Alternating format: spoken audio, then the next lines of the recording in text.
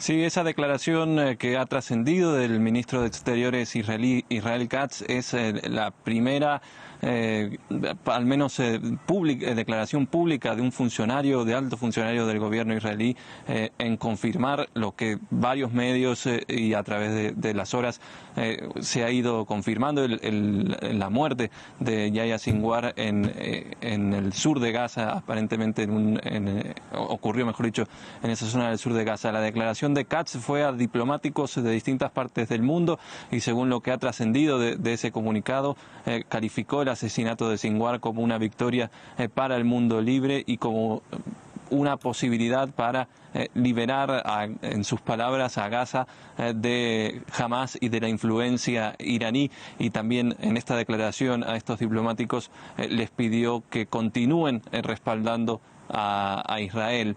Lo cierto es que, al menos hasta ahora, por parte del ejército y la policía, que son los que están llevando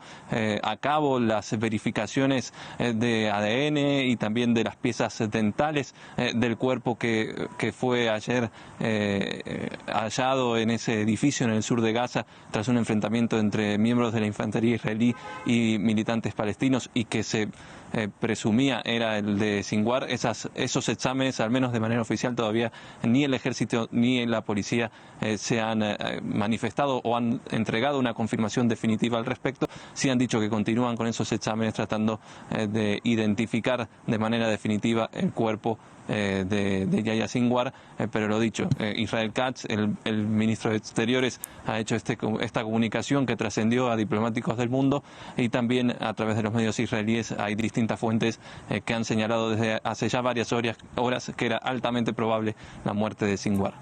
Federico, pues a la espera de estos resultados de los exámenes forenses que nos comentabas, de los que están encargados policía y ejército, centrémonos en estas declaraciones del ministro de Exteriores. Como nos comentabas, ha señalado que es un paso hacia, textualmente, lo que tú decías, la liberación, ¿no?, de la Franja de Gaza de esta influencia de Hamás. Te pregunto qué reacciones o planteamientos surgen alrededor de esta noticia del asesinato, recordemos, de Yahya Sinwar, líder de Hamás en la Franja de Gaza, respecto a las perspectivas que esto abre sobre la ofensiva israelí en el enclave palestino.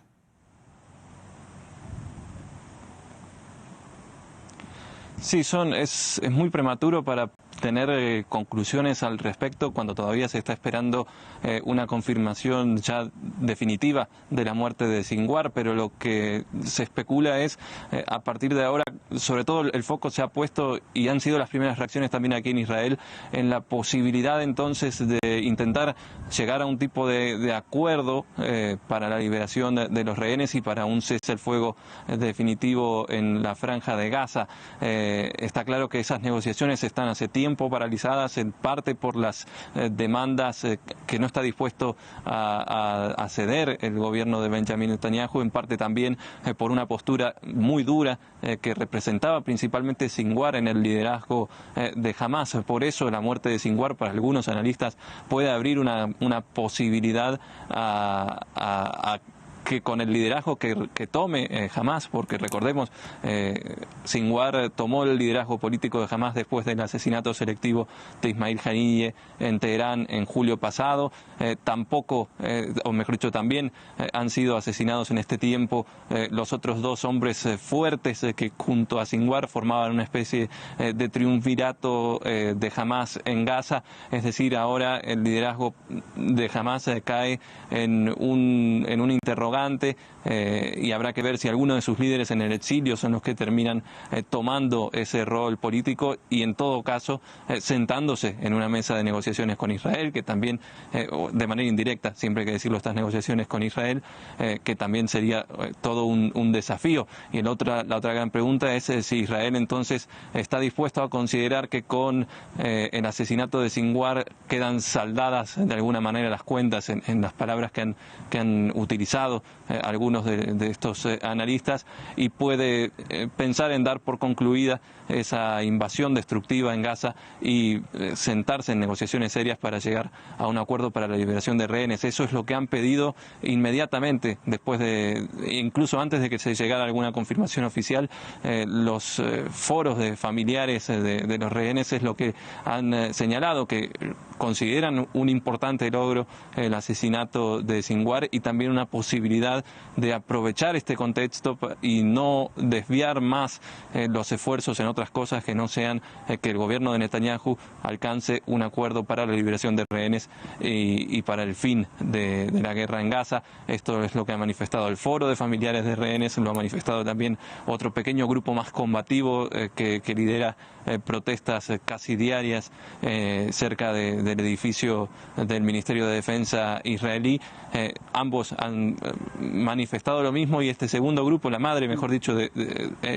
se llama Inab Sangauker, es la madre de uno de los rehenes que se llama Matan. Ella dijo que, si bien es de nuevo destacando como un logro la muerte de Sinwar, también dijo que esto pone un peligro real sobre su hijo y sobre los otros rehenes, que son 101, 97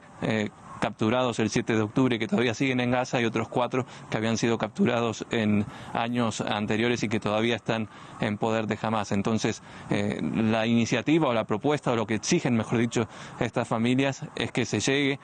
aproveche el contexto actual y se centren los esfuerzos únicamente en llegar a algún tipo de acuerdo con el liderazgo de Hamás que surja a partir de ahora para la liberación de estos rehenes. Y lo mismo también ha manifestado, por ejemplo, el jefe, uno de los líderes de la oposición israelí, Yair Lapid, quien incluso instó a ofrecer recompensas monetarias o vías de escape a aquellos que brinden información sobre los rehenes. Pero todo esto es obviamente muy incierto en un momento en el que todavía los pasos a seguir tanto de Hamás como de Israel no son claros en el futuro cercano. Federico, un par de preguntas respecto a lo que nos estabas comentando. Por un lado, como bien decías, Sinwar asumió el liderazgo de Hamás después del asesinato en Irán de Ismail Haniyeh, un ataque que, si bien Israel no confirmó, se le atribuye. Te pregunto si Haniyeh era más propenso a las negociaciones para una tregua y el intercambio de rehenes que Sinwar, si eso da algún indicio sobre por qué ahora sería más o menos posible, entonces, por qué presuntamente Israel habría asesinado también a Haniyeh.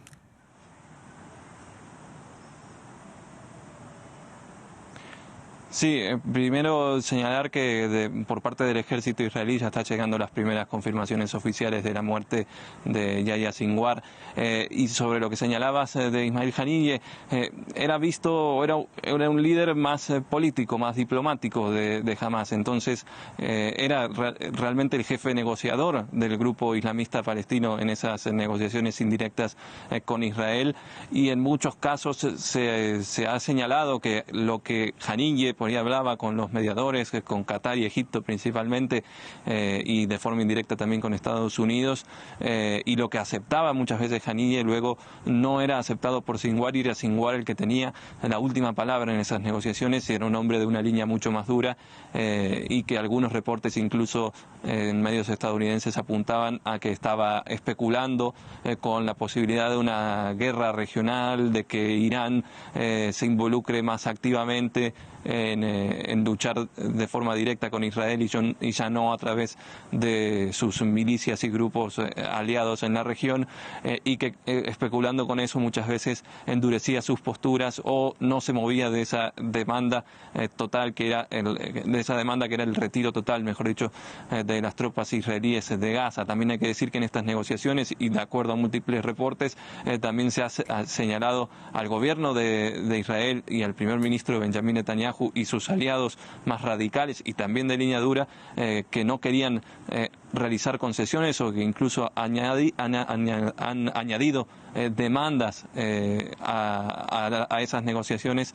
para, en definitiva, imposibilitar llegar a un acuerdo y poder continuar con las acciones militares, con la invasión en Gaza, también con las acciones militares en Líbano,